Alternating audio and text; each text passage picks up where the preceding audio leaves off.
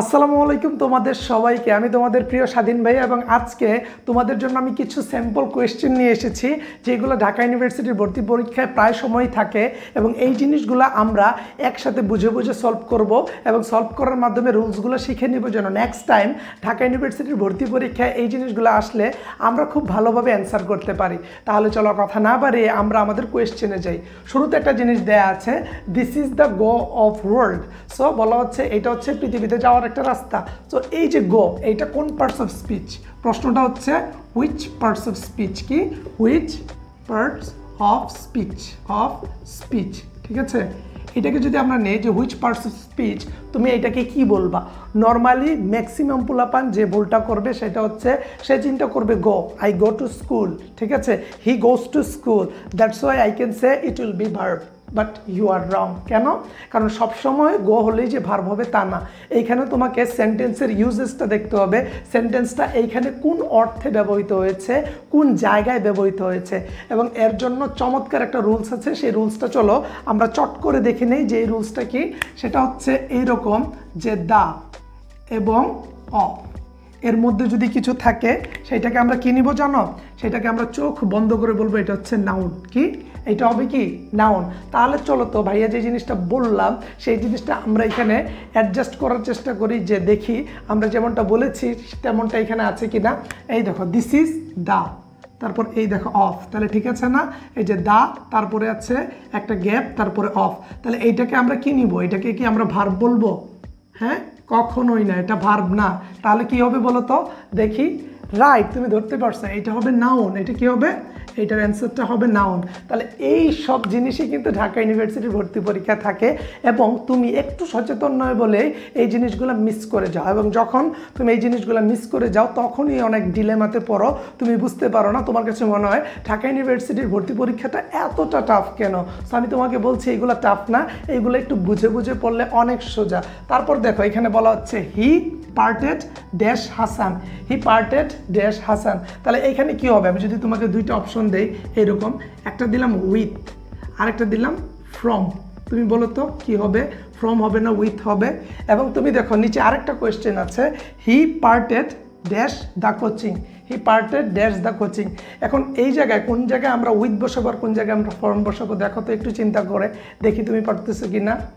হ্যাঁ, চিন্তা করে দেখো কি হবে, কোন জায়গায়? দেখো হি পার্টেড ড্যাশ হাসান, এখানে আমরা ফ্রম নিব না উইথ নিব? আমরা তো জানি ব্যক্তির সাথে উইথ বসে, আবার আমরা জানি কোনো জায়গা থেকে আলাদা হওয়া বোঝাতে ফ্রম বসে, এবং এইখানেও আমরা দেখতেছি। কিন্তু এইখানে টুইস্টের যে বিষয়টা সেটা হচ্ছে এই জিনিসটা দেখো, এইটা হচ্ছে একটা ব্যক্তি, এটা হচ্ছে একটা ব্যক্তি, ঠিক আছে? এবং আমরা দেখব এই যে এইটা কি? এইটা হচ্ছে একটা বস্তু, কি কোচিং সেন্টার একটা বস্তু। তাহলে এই জিনিসটা তোমাকে মাথায় রাখতে হবে। ব্যক্তির ক্ষেত্রে তুমি কি বসাবা, বস্তুর ক্ষেত্রে তুমি কি বসাবা, এই জিনিসগুলো একটু মাথায় নোট করে নাও, তাহলেই দেখবা জিনিসগুলো সোজা হবে। দেখো ভাইয়া দেখাই দিচ্ছি, হি পার্টেড ফ্রম হবে কি? হি পার্টেড ফ্রম। যদিও আমরা জানি ব্যক্তির ক্ষেত্রে উইথ হয়, কি ব্যক্তির ক্ষেত্রে উইথ হয়, কিন্তু পার্টস অফ স্পিচটার সাথে যখন ব্যক্তি বুঝাবে তখন হবে ফ্রম, আর যখন বস্তু বুঝাবে তখন হবে উইথ। বস্তু বুঝালে কি? উইথ।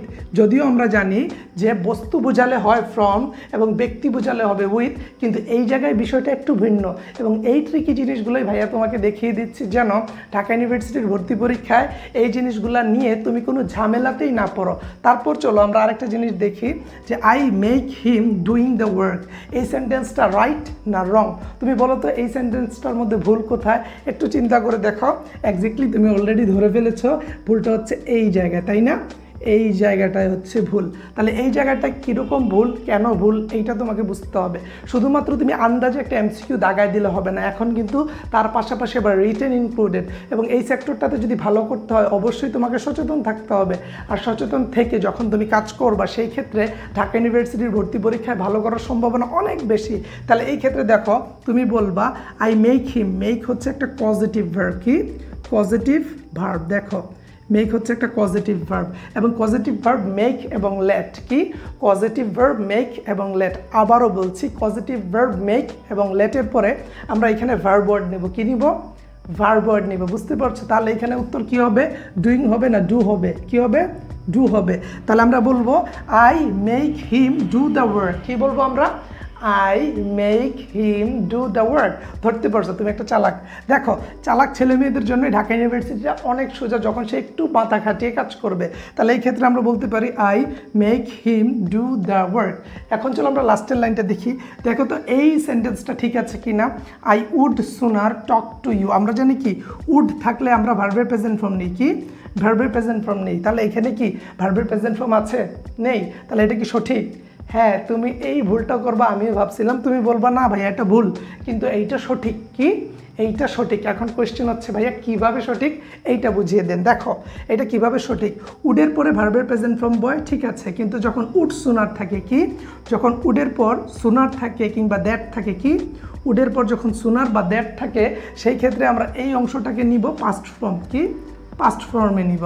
তাহলে এই অনুযায়ী সেন্টেন্স এটা ঠিক আছে। এটা কি ঠিক আছে? এটা সঠিক উত্তর কি I would sooner talk two কাউসার। কি আই উড সুনার টকড টু কাউসার, এটা ভার্বের 2 নাম্বার ফর্ম। এটা ঠিক আছে। কি এইটা ঠিক আছে। তাহলে এই ছিল আমাদের আজকের ক্লাস। এছাড়াও যদি আমি তোমাকে আরেকটু জিনিস দেখাই, তাহলে তুমি দেখতে পারবা যে ঢাকা ইউনিভার্সিটির ভর্তি পরীক্ষাটা আসলেও ততটা কঠিন না যতটা কঠিন আসলে আমরা ভাবি। এবং যখন আমরা ভাবি ঢাকা ইউনিভার্সিটির ভর্তি পরীক্ষাটা আসলেও কঠিন, তখনই কিন্তু আমরা এই ঝামেলাটায় পড়ি। সো এখন আমি তোমাকে একটা ইনফরমেশন শেয়ার করব, যেটা ঢাকা ইউনিভার্সিটির ভর্তি পরীক্ষায় আসার সম্ভাবনা কিছুটা আছে, আসবে। এই যে বিষয়টা হচ্ছে এমন না। যেমন তুমি দেখবা যদি হচ্ছে আমরা দেখি কোনো রোগে মারা যায়, কি কোনো রোগে মারা যায়, রোগে মারা যায়, সেই ক্ষেত্রে আমরা নিব কি ডাই অফ। কি ডাই অফ। যেহেতু আমরা জানি করোনা ভাইরাস, এই করোনা ভাইরাস হলে তুমি কি বলবা যে he died of corona virus. কি করোনা ভাইরাস। তাহলে এই জিনিসটা তুমি মাথায় রাখবা। এই যে তুমি এখানে ডাইডের পর অফ দিচ্ছ কেন? কারণ এইটা হচ্ছে একটা রোগে মারা যাওয়া। কি রোগে মারা যাওয়া। তার বাইরে যদি আমি তোমাকে বলি যে আমরা কিন্তু ঢাকা ইউনিভার্সিটির যারা ডি ইউনিট আছো, কি যারা ডি ইউনিট আছো, নতুন করে ঢাকা ইউনিভার্সিটির জন্য প্রিপারেশন শুরু করতে যাচ্ছ, কিংবা যারা এইচএসসি 2021 আছো, কি এইচএসসি 2021 আছো, তোমাদের জন্য কিন্তু আমরা একটা প্রি অ্যাডমিশন ব্যাচ, কি প্রি অ্যাডমিশন ব্যাচ স্টার্ট করতে যাচ্ছি। যেই ব্যাচটা স্টার্ট হবে জুনের 10 তারিখ। কবে? জুনের 10 তারিখ। এবং এই ব্যাচের মধ্যে ক্লাস থাকবে প্রায় 60+, কয়টা 60-এর উপর ক্লাস থাকবে। এবং আমাদের এই ব্যাচের মধ্যে ঢাকা ইউনিভার্সিটির ইংরেজির যে রিটেনটা, কি ইংরেজির যে রিটেনটা সেইটা ইনক্লুডেড থাকবে। পাশাপাশি তোমাদের ইংরেজি ফার্স্ট পেপার বই পড়ানো হবে, বিশেষ করে সেখানকার পোয়েমগুলো আমরা পড়াবো, যেগুলো থেকে ঢাকা ইউনিভার্সিটিতে কোয়েশ্চেন থাকেই থাকে। তার বাইরে যদি আমরা বলতে চাই, আমরা প্রায় 40+ পরীক্ষা নিব এবং ফাইনাল পরীক্ষা নিব আমরা 10টা, যেগুলো হবে ঢাকা ইউনিভার্সিটির কোয়েশ্চেনের আদলে। তার বাইরে যদি আমি বলতে চাই তোমাকে, আমাদের যে কোর্সটা হবে সেই কোর্স ফিসটা হবে 3000 টাকা। কত? 3000 টাকা। আমরা এই কোর্সটার ফি রাখছি 3000 টাকা, কারণ আমরা 3000 টাকার মতো ভ্যালু এখানে প্রোভাইড করব এবং আমরা চাচ্ছি আমাদের হাতে ধরে একটা ছেলে যেন ঢাকা ইউনিভার্সিটিতে আসতে পারে। সো তুমি যদি চাও যে ডি ইউনিটের জন্য আবার নতুন করে নিজেকে শুরু করতে, এবং তুমি যদি চাও যে ঢাকা ইউনিভার্সিটির জন্য প্রি অ্যাডমিশন একটা বেচে ভর্তি হয়ে নিজেকে অন্য 10 জনের থেকে এগিয়ে রাখতে, তাহলে আমি তোমাকে বলবো সময় ক্ষেপণ না করে যে নাম্বারটা দেওয়া আছে এই নাম্বারে ভাইয়াকে কল দিয়ে তুমি ভর্তি হয়ে নাও। আমরা 10 তারিখ ক্লাস শুরু করবো এবং এক ব্যাচে মাত্র 20 জন নিব। কয়জন? মাত্র 20 জন নিব। এর বেশি স্টুডেন্ট আমরা এখানে রাখবো না। কি এর বেশি স্টুডেন্ট আমরা এখানে রাখবো না। এর আগের বছর হচ্ছে আমরা স্টুডেন্ট নিয়েছিলাম, ওইখানে আনফর্চুনেটলি 160 জন স্টুডেন্ট হয়ে গেছিলো।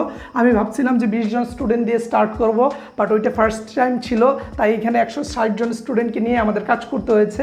এর কারণে আমরা সবাইকে রিচ করতে পারি নাই, তাই আমরা এইবার 20 জন স্টুডেন্টে একটা ব্যাচ নিব। পরবর্তীতে স্টুডেন্ট বাড়লে আমরা অন্য ব্যাচে শিফট করে দিব।